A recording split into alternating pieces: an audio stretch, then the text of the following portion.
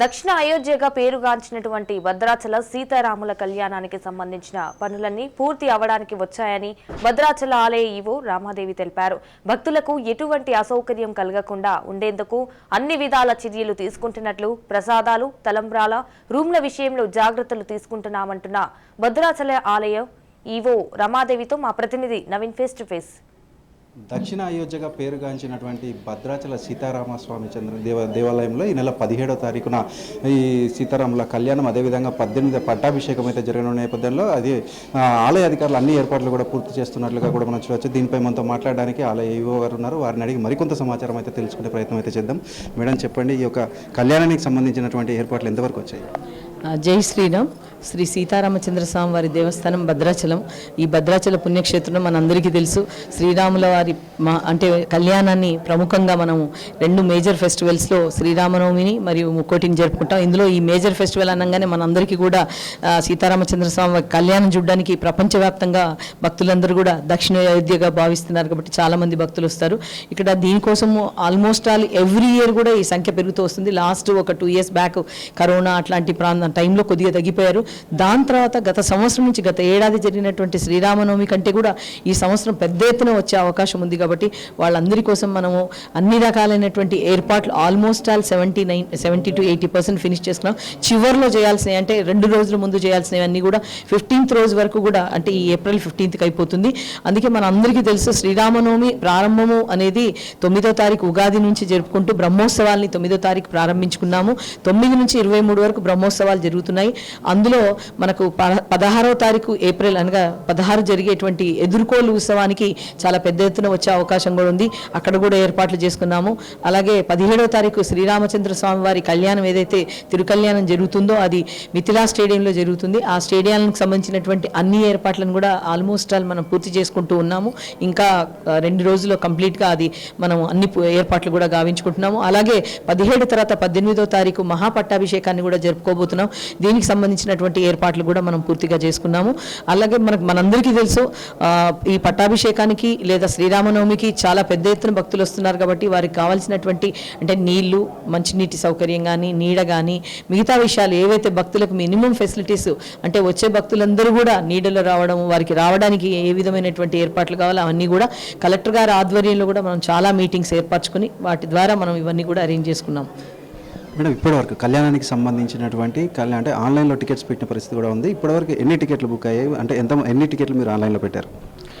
దాదాపుగా మనకు 11,000 చిల్లర మనం ఆన్లైన్లో పెట్టుకోవడం జరిగింది.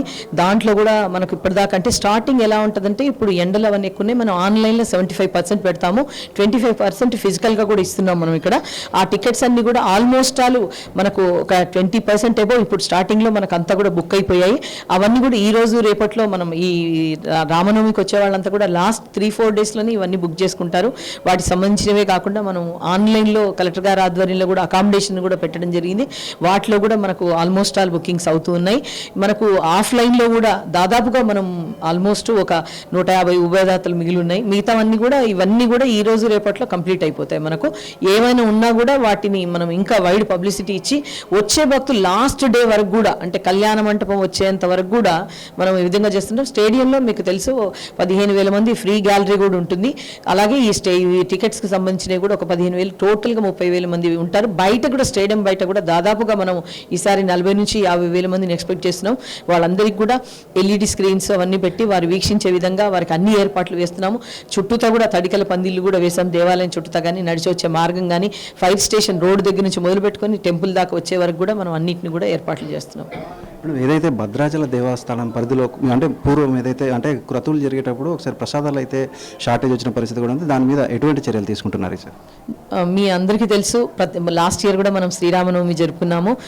ప్రత్యేకమైనటువంటి శ్రద్ధ తీసుకొని లాస్ట్ ఇయర్ కూడా 1,80,000 లడ్డూని మనం భక్తులకు అందజేయడం జరిగింది. ఎటువంటి ఇష్యూ లేదు. ఈసారి కూడా 2.5 లక్షలని మనం అందుబాటులో ఉంచుతున్నాము. ఆ 2.5 లక్షలే కాకుండా మేము ఒక యంత్రాంగాన్ని ఎలా ఏర్పరచామంటే భక్తులకు అనుగుణంగా అనుగుణంగా లడ్డూను మనం తయారు చేసుకోవడానికి కూడా ఏర్పాటు చేసుకున్నాము. దాదాపుగా 19 కౌంటర్స్ ద్వారా మనము భక్తులకి అది కూడా భక్తులు నడిచి వచ్చే మార్గంలో ఈ కౌంటర్స్ని ఏర్పాటు చేస్తున్నాము. అలాగే తలంబ్రాలను కూడా భక్తులందరికీ కూడా అందించాలనే ఉద్దేశంతో మనం ఆన్లైన్లో కూడా తలంబ్రాలను పెట్టడం జరిగింది. అలాగే కార్గో ఆర్టీసీ సర్వీస్ ద్వారా కూడా మనం ఇవ్వడానికి ప్రయత్నం చేస్తున్నాము. కళ్యాణం అవ్వగానే వెంటనే అది స్టార్ట్ అవుతుంది, వాళ్ళ బుకింగ్స్ అవన్నీ కూడా.